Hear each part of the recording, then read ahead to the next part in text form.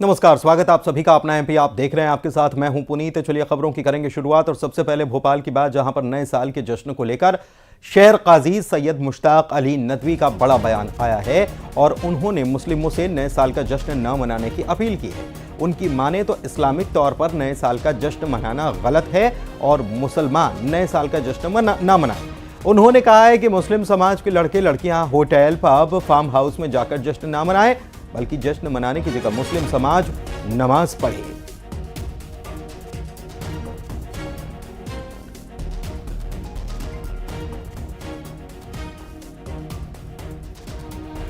तो नए साल के जश्न को लेकर यह अपील की गई है। इसके पहले भी एक अपील सामने आई थी और इसमें एक फतवा जारी किया गया था और उसमें कहा गया था कि शरीयत के मुताबिक नया साल नहीं मनाया जाना चाहिए मुस्लिमों के द्वारा।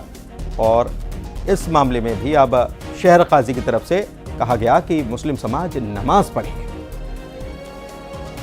हमको हमारा साल तो दिन ख़त्म होता है, शुरू हो जाता है और नई रात शुरू हो जाती है। इसलिए हम तमाम ही हमारे सुनने वालों से बतौर ख़ास नौजवान बच्चों और बच्चियों से कहते हैं कि नए साल का जश्न मनाना गैर इस्लामी अमल है।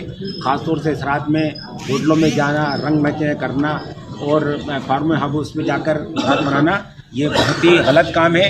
हम एक इंसानों से आमतौर से कहना चाहते हैं, खासतौर से मुसलमान बच्चे और बच्चों से कहते हैं, खुदा के वास्ते आप इससे बचिए और इस्लामी तरीक़े का आप रिवाज कीजिए। इशा की नमाज़ पढ़िए, घर में जाकर सो जाइए। अगर रात में आपकी नींद खुले तो अल्लाह से दुआ कीजिए, ला इलाहा इल्लल्लाह वहदहु ला शरीका लहू लहुल मुल्क व लहुल हम्द युहयी व युमीत व हुवा अला कुल्लि शैइन क़दीर। ये पढ़ कर दुआ कीजिए, अल्लाह ताला आपकी तमाम दुआएं सुनेगा। शैलेंद्र भदौरिया भोपाल से हमारे सहयोगी हमारे साथ लाइव जुड़े हुए हैं। सीधे उनके पास चलते हैं और सीधे उनसे बात करते हैं। शैलेंद्र, नए साल का जश्न मुस्लिम ना मनाएं, ये अपील की गई है शहर काजी की तरफ से। बिल्कुल, देखिए जिस तरीके से लगातार ये देखने में आता है कि पहले कुछ हिंदू संगठनों की तरफ से इस तरह की अपील की गई थी कि नया साल जो है वो पश्चिमी सभ्यता का प्रतीक है और हिंदू संस्कृति में जो है वो गुड़ी पड़वा को नव वर्ष मनाया जाता है। लेकिन अब उसके बाद मुस्लिम समाज के जो शहर काजी है उनकी भी अपील सामने आ गई। उन्होंने जो मुस्लिम युवा के युवतियां हैं उनसे सीधे तौर पर अपील की है कि इस्लाम के हिसाब से नया साल मनाना गैर इस्लामिक है। ऐसे में जो लोग भी शरीयत को मानते हैं, जो इस्लाम धर्म को मानते हैं, ऐसे लोग नए साल के जश्न में शामिल ना हो। उन्होंने कहा कि इस्लाम के हिसाब से देर रात में पार्टी करना, फार्म हाउस जाना, होटल जाना, डांस करना, ये सब हराम है। ऐसे में सभी लोगों से अपील की। पंकज चतुर्वेदी साहब बीजेपी के प्रवक्ता भी हमारे साथ जुड़े हुए हैं, उनसे भी प्रतिक्रिया ले लेते हैं इस पर, क्या उनकी राय। पंकज जी बताइए। देखिए पुनीत जी, मैं ऐसा मानता हूं कि जो शहर काजी साहब ने कहा वो बिल्कुल उनका मत है और उनके धर्म के सम्मत वो मत है। और हर समाज के जो धर्म गुरु हैं या जो समाज के व्यवस्थापक हैं, उनकी दायित्व अपनी समाज की व्यवस्थाओं के बारे में इंगित करना। और इसमें कोई संदेह नहीं है कि यदि भारतीय परंपरा, सनातन परंपरा की बात करें तो गुड़ी पड़वा जो है वो हिंदू संस्कृति के आधार पर, सनातन संस्कृति के आधार पर जो चैत्र की नवरात्रि होती है वो हमारा नववर्ष का प्रारंभ होता है। और निश्चित तौर पे ये जो 31 दिसंबर या 1 जनवरी का जो प्रचलन है, ये भारतीय संस्कृति तो नहीं है। तो इसलिए यदि भोपाल के शहर काजी साहब यदि अपील करते हैं अपने धर्म के मानने वाले लोगों से कि नया साल में आपत्ति क्या, बिल्कुल ठीक सुझाव उनका, और वो मार्गदर्शक है, समाज के पथ प्रदर्शक है, तो अपना दायित्व का निर्वहन कर रहे हैं। ऐसा ही एक फैसला इंदौर से भी सामने आया। छप्पन दुकान में भी कहा गया कि जश्न नहीं मनाया जाएगा, बल्कि रामलला की जिस दिन प्राण प्रतिष्ठा हुई थी उस दिन वहां पर जश्न मनाया जाएगा। इस पर भी आपकी यही प्रतिक्रिया? पंकज जी, मेरी आवाज आ रही है आपको? जी। मैं ये आग्रह कर रहा हूँ कि जिस दिन प्रभु श्री रामलला की गत वर्ष प्रतिष्ठा हुई थी, प्राण प्रतिष्ठा, बल्कि इसी वर्ष की हम बात करें, उसको बोलते हैं प्रतिष्ठा द्वादशी। और प्रतिष्ठा द्वादशी का महत्व भारतीय सनातन संस्कृति में है, क्योंकि उस दिन प्रभु श्री राम के 500 वर्ष से पुराने अधिक मंदिर का हम सबने देखा लोकार्पण हुआ, प्रभु श्री रामलला अपने स्वरूप में विराजे। तो यदि कोई प्रतिष्ठा द्वादशी को विशेष रूप से मनाता है तो आपत्ति क्या है? मैं पुनीत जी हर उस बात का पक्षधर हूँ, व्यक्तिगत तौर पर और संस्थागत तौर पर, जो भारत और भारतीयता के प्रति हो। तो रामलला जी की प्रतिष्ठा द्वादशी मनाना, चैत्र की नवरात्रि पर, गुड़ी पड़वा पर नववर्ष मनाना, ये तो हमारी संस्कृति का भाग है ना। ये अंग्रेजी कैलेंडर और अंग्रेजी संस्कृति है नहीं हमारी संस्कृति, इसमें संदेह क्या है? लेकिन एक बड़ा सवाल ये पंकज जी उठता है कि क्या जो अपील की जा रही है वो वाकई में युवा इसको स्वीकार कर लेगा आसानी से?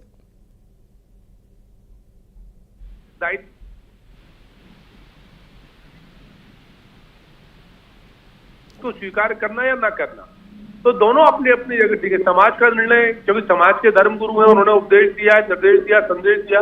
अब समाज उसको स्वीकार करता नहीं करता, समाज का निर्णय। चलिए ठीक है। हाँ रविंद्र, चलिए बहुत शुक्रिया, आप सभी का बहुत शुक्रिया इस पर चर्चा करने के लिए। सौरभ शर्मा मामले में सूत्रों के हवाले से सबसे बड़ी खबर आ रही है। सूत्रों की माने तो परिवहन विभाग में सौरभ की तगड़ी पकड़ है और इस पकड़ के आधार पर वो अधिकारियों को की मैदानी इलाकों में पोस्टिंग कराता था। इतना ही नहीं, सूत्रों की माने तो सौरभ शर्मा का एक रिश्तेदार परिवहन मुख्यालय में है, जिसकी मदद से सौरभ अधिकारियों से मोटी रकम लेकर जिला स्तर की पोस्टिंग कराता था। इसके साथ ही सौरभ की डायरी में हर दिन 2.5 करोड़ रुपए के लेन देन का हिसाब भी सामने आया। बता दें कि एक मामले में शिकायतकर्ता ने सौरभ शर्मा के पास 700 करोड़ की संपत्ति होने की शिकायत की थी।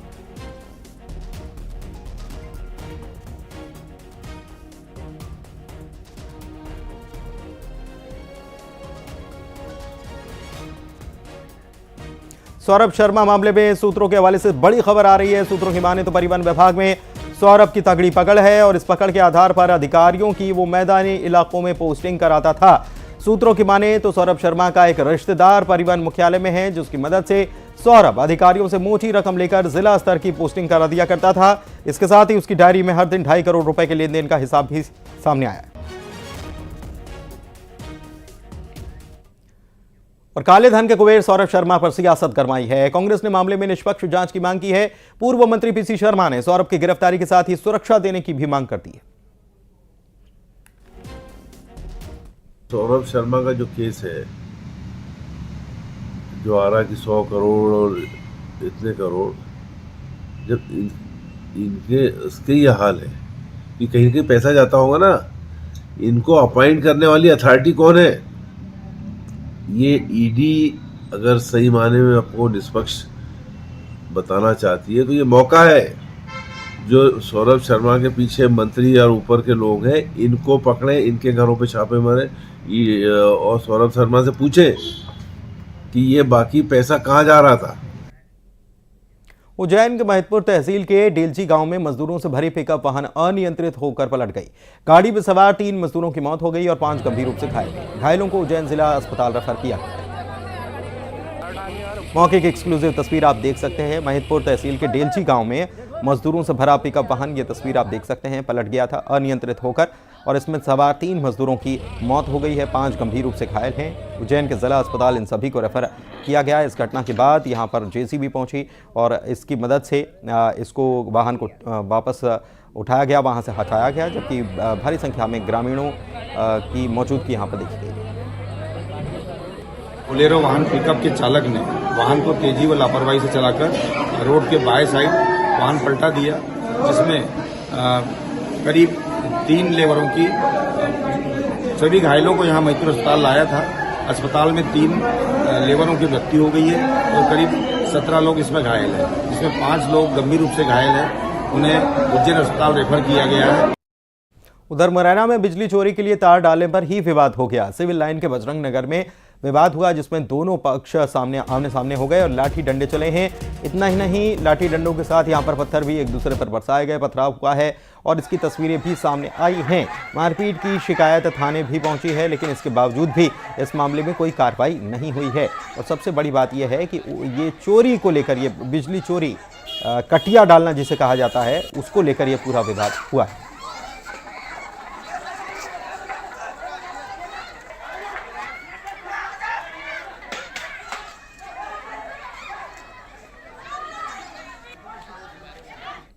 और दतिया से भी ऐसी खबर सामने आई, जहां पर 2 गुटों में मारपीट हो गई और विवाद में फायरिंग की बात भी सामने आई है, गोली भी चलाई गई है। धक्का लगने जैसी मामूली सी बात को लेकर यह विवाद हुआ था और इसमें 3 लोग घायल हो गए हैं। इमिलिया गांव की यह घटना बताई जा रही है, जहां पर धक्का लगा और उसके बाद गोली चलने जैसी बातें भी सामने आ रही हैं। इसका वीडियो भी सामने आया। 2 गुट आमने सामने हो गए दतिया में।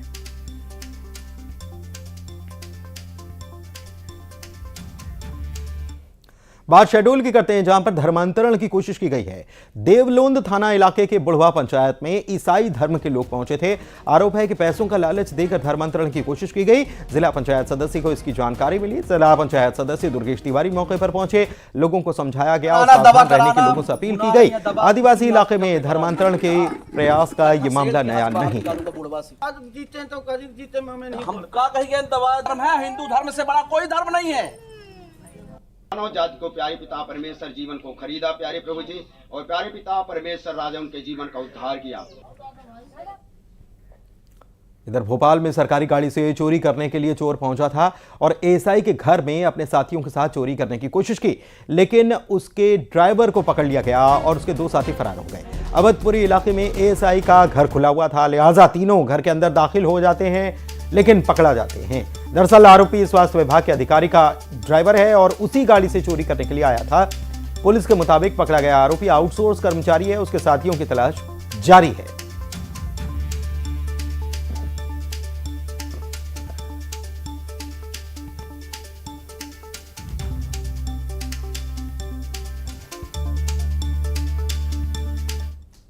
उधर दोस्तों के साथ पचमढ़ी घूमने गई भोपाल की मेडिकल छात्रा की मौत हो गई। आशंका इस बात की है कि छात्रा की मौत हार्ट अटैक के चलते हुई है। छात्रा निजी मेडिकल कॉलेज में एमबीबीएस फर्स्ट ईयर की छात्रा थी और वो अवधपुरी स्थित गैलेक्सी सिटी में रहा करती थी। छात्रा के पिता रेलवे में कार्यरत हैं।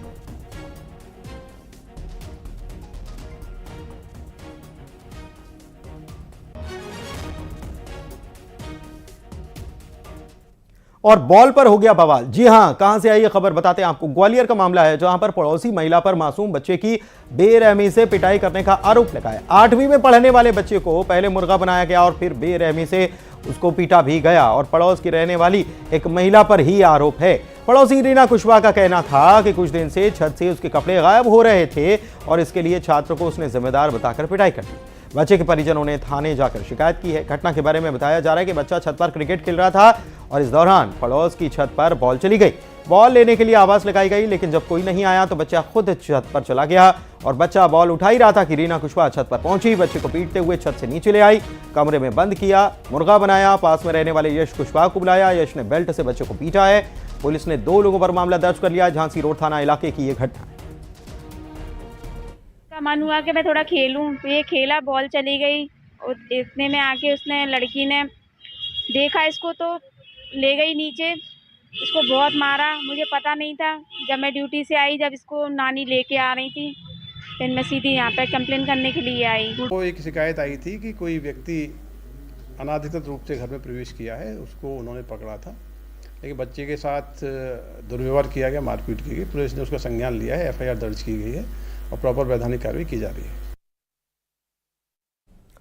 खंडवा की बात करेंगे, जहां पर जंगलों में कटाई और कार्रवाई के मामले में पूर्व विधायक राम दांगोरे के आरोपों पर अब डीएफओ की तरफ से जवाब आया है।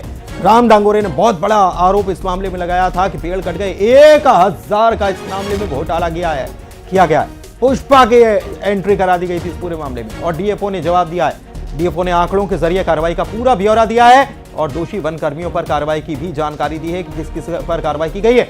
इससे पहले आदिवासी नेता राम दांगोरे ने खंडवा के जंगलों में अवैध कटाई और अतिक्रमण को लेकर पुष्पा फिल्म का जिक्र किया था और डीएफओ को शेखावत करार दिया था।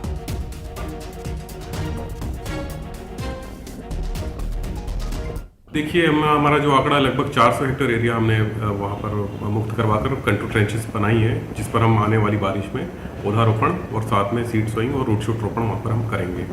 और जैसे कि आप कार्रवाई के बारे में पूछ रहे हैं, तो कार्रवाई तो हमारी लगातार चल ही रही है, क्योंकि अभी बीच में 2 दिन से बारिश भी हो गई, तो वहाँ हमारी जो मशीन से वो काम नहीं कर पाएंगी। और जैसे अभी 27 तारीख को जो हमारे शासन के जो अमले पर पथराव हुआ था, उनके विरुद्ध भी गिरफ्तारी की कार्रवाइयाँ चल रही हैं। और सिंगरौली से खबर बता दें, जहां पर युवती गई थी मेला घूमने के लिए, लेकिन उसके साथ वहां पर दुष्कर्म की वारदात और सामूहिक दुष्कर्म की वारदात को अंजाम दिया गया है। लौटते समय युवती से दरिंदगी हुई है।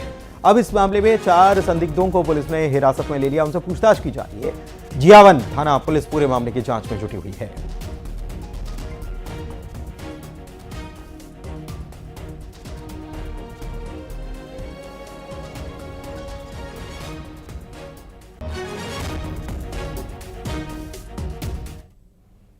उधर बैतूल के सारनी में तेंदुए की दहशत है।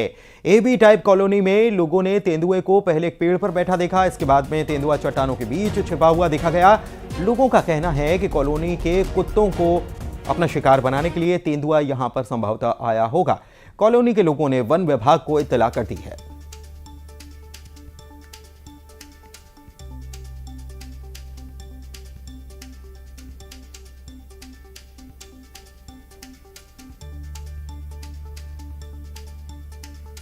तेंदुआ लगभग 1.5 से 2 घंटे तक कॉलोनी में ही मौजूद रहा और कॉलोनी से सटे पहाड़ पर बैठकर लोगों को आवाजाही करते हुए देखता रहा। इस दौरान वहां पर वन विभाग की टीम भी मौका स्थल पर पहुंच गई और स्थिति को सामान्य करने में जुट गई। सारनी की AB type colony Madhya Pradesh power generating company limited की है और यहां पर पिछले लगभग 2 महीनों से तेंदुए का मूवमेंट देखा जा रहा है। सीधी की बात करते हैं धान खरीदी केंद्रों में बड़ी लापरवाही के चलते खुले में रखा हुआ लाखों क्विंटल से ज्यादा धान बारिश में भीग गया है। जिले भर में धान खरीदी केंद्रों में रख रखाव की बेहतर व्यवस्था नहीं होने के चलते खरीदी गई धान प्रबंधकों की लापरवाही की भेंट चढ़ जाती है। ज्यादातर खरीदी केंद्रों में बारदाने में भरी गई धानों की सिलाई तक नहीं हो पाई है। इतना ही नहीं, बारदानों में 40 की जगह 42 किलो धान भरा गया है और इसको सिलने में काफी परेशानी आ रही है। खरीदी केंद्र प्रबंधक श्रमिकों को लगवाकर बारदाने में भरी ज्यादा धान को कम कराकर सिलाई करने में लगे हुए। इस बीच बिगड़े मौसम को लेकर 2 दिनों के लिए जिला प्रशासन ने खरीदी को टाल दिया था, लेकिन जानकारी के बाद भी खरीदी जा चुकी उपज खुले में ही पड़ी रही और अब इसका कोई जवाब भी नहीं आ रहा है कि इसका क्या होगा, किसकी लापरवाही है, इतना नुकसान हो गया, कौन करेगा भरपाई। हाँ। धान नहीं भीगी है, अब बरसात में कहीं थोड़ा बहुत लग गई तो नहीं कहा था, लेकिन दैनिक व्यवस्था कराया हूँ। कल पूरा दिन यही था मैं कि धान भीगने न पाए। पूरी पन्नी लगवाए हैं सर, देख लीजिए यहाँ से वहाँ तक, क्योंकि जो हमारा अंदर जाने वाली धान है ये किसानों की धान है। इधर जितनी है उधर अगर देखा जाए तो आपके बोरे खुले हुए हैं, पानी में धान भरी हुई है। नहीं, देखिए उसमें किसानों की धान, वो अपनी व्यवस्था बना रहे हैं। किसान तो इधर रखे हुए, पीछे की तरफ आपकी धान रखी हुई है। नहीं, देखिए पन्नी लगी है सर, तो कम से कम। और आपके पास वेयर हाउस है, वेयर हाउस में धान नहीं रखी गई। 6 दिन से अलर्ट जारी है। अलर्ट जारी है, काम चालू है। 17,000 धान अंदर जा चुकी है, 8,000 हमारी धान भी जो है ये बाहर है। उज्जैन में भारतीय किसान संघ ने प्रदर्शन किया है। इस दौरान किसानों ने चीन से आयात की गई लहसुन का विरोध जताया है। मंडी गेट पर मालवा प्रांत के किसान पहुंचे और जमीन पर बैठकर विरोध दर्ज कराया। एक्सक्लूसिव तस्वीर आप जरा देखिए, ये चाइना का लहसुन है और मंडी गेट पर इन्हीं किसानों ने, यहां पर किसानों ने प्रदर्शन किया है, जमीन पर बैठकर विरोध जताया है। जमीन पर लहसुन पड़ी हुई है और चाइनीज लहसुन बताई जा रही है। किसान संघ ने इसको लेकर विरोध जताया।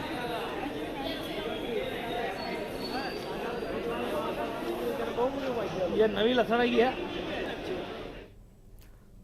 और इधर भोपाल में यूनियन कार्बाइड के जहरीले कचरे को पीथमपुर में जलाया जाना है। भोपाल से इंदौर के पीथमपुर कचरा रात में पहुंचाया जाएगा और इसके लिए ग्रीन कॉरिडोर भी तैयार किया जाएगा। इस बीच पीथमपुर में कचरा नष्ट करने का विरोध किया जा रहा है। एमजीएम के एलुमनाई संगठन ने हाईकोर्ट के इंदौर बेंच में इसकी याचिका लगा दी है।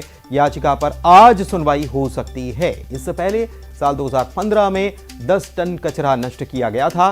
कोर्ट के आदेश पर कचरे को नष्ट किया गया था तब, और अब भी कोर्ट के आदेश पर ही इसको नष्ट किया जाना है। लेकिन जिन्होंने याचिका लगाई है उन्होंने कहा है कि जहां पर यह कचरा नष्ट होना है वहां शासन प्रशासन की तरफ से जो जानकारी दी गई है वो उचित नहीं है, बल्कि वहां वो बड़ा खतरनाक है और मानकों पर सही नहीं है, जिसकी वजह से वहां पर कचरा अगर नष्ट किया जाता है तो उसका प्रभाव क्षेत्र पर ही पड़ेगा।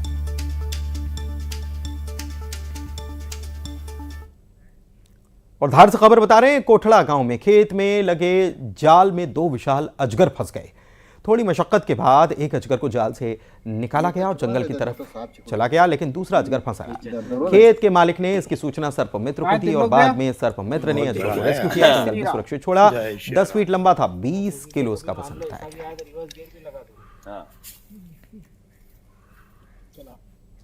और आइए अब नजर डालेंगे टॉप 20 खबरों पर।